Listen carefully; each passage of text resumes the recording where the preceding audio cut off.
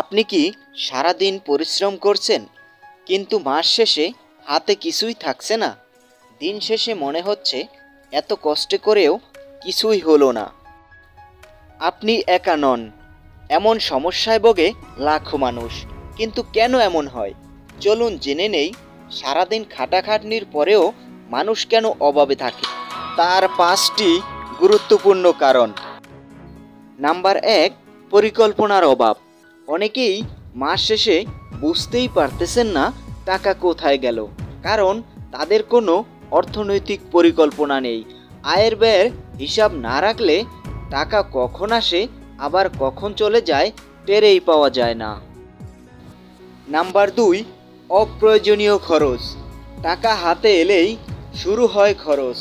বিজ্ঞাপন দেখে অপ্রয়োজনীয় বিলাসী জিনিস কিনে ফেলা, বিলাসী জীবনযাপন করা, এই অভ্যাসগুলোই মানুষকে ধীরে ধীরে নিঃস্ব করে দিয়েছে।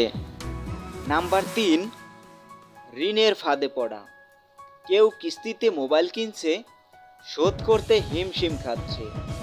ঋণ নিলে শুরু হয় নতুন কিছু কেনার পালা, কিন্তু মাস শেষে সেই ঋণেই হয়ে পড়ে সবচেয়ে বড় বোঝা।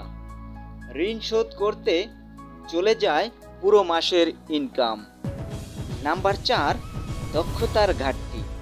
একজন মানুষ একই কাজ দিনের পর দিন করে যাচ্ছেন, কিন্তু বেতন বাড়ছে না। কাজ করছে ঠিকই, কিন্তু দক্ষতা বাড়ছে না।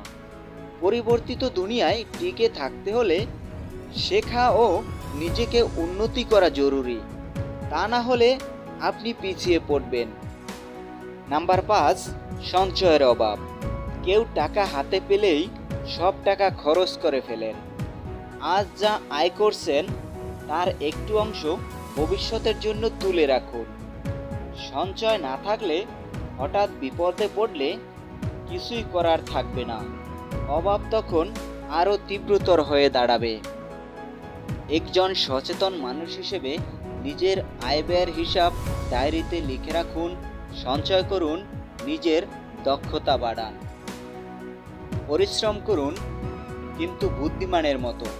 সঠিক পরিকল্পনা করুন, খরচকে নিয়ন্ত্রণ করুন, আর সঞ্চয়ের মাধ্যমে অভাব দূর করুন। আজ থেকেই নিজেকে বদলান। এই ভিডিওটি যদি আপনার ভালো লেগে থাকে তাহলে লাইক দিন এবং কমেন্ট করুন, আর চ্যানেলটিকে সাবস্ক্রাইব করে রাখুন পরবর্তী এমন নতুন নতুন ভিডিও সবার আগে যাতে পেতে পারেন। ধন্যবাদ, ভালো থাকবেন সেই প্রত্যাশায়। আল্লাহ হাফেজ।